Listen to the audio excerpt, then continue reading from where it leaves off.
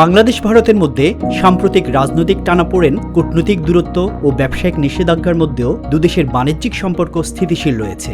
ভারত থেকে বাংলাদেশে পণ্য আমদানি কমেনি, বরং সাম্প্রতিক সময়ে কিছুটা বেড়েছে।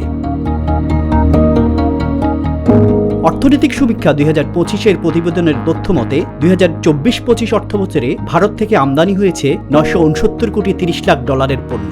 এ সময় চীনের পর ভারত থেকে দ্বিতীয় সর্বোচ্চ পণ্য আমদানি হয়েছে।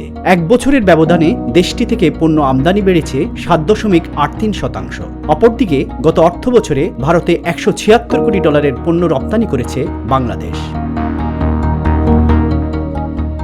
জানা গেছে, ভারত থেকে পণ্য আমদানি বৃদ্ধির মূল কারণ হল দেশটির সঙ্গে ভৌগোলিক নৈকট্য ও দীর্ঘ সীমান্ত, যা পরিবহন খরচ কমায়। স্থল, জল ও রেলপথে উন্নত যোগাযোগ, তৈরি পোশাক সহ রপ্তানিমুখী শিল্পের অপরিহার্য কাঁচামাল, চাল, পেঁয়াজ ও বিভিন্ন কৃষিপণ্য দ্রুত ও অন্য দেশের তুলনায় কম খরচে আমদানি করা যায়।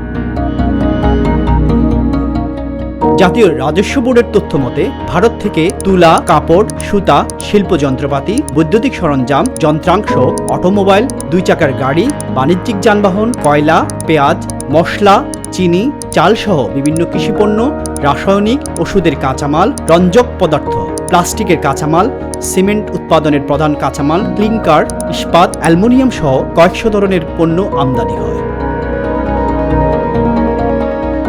ইকবাল হোসেন, হ্যালো বাংলাদেশ, ঢাকা।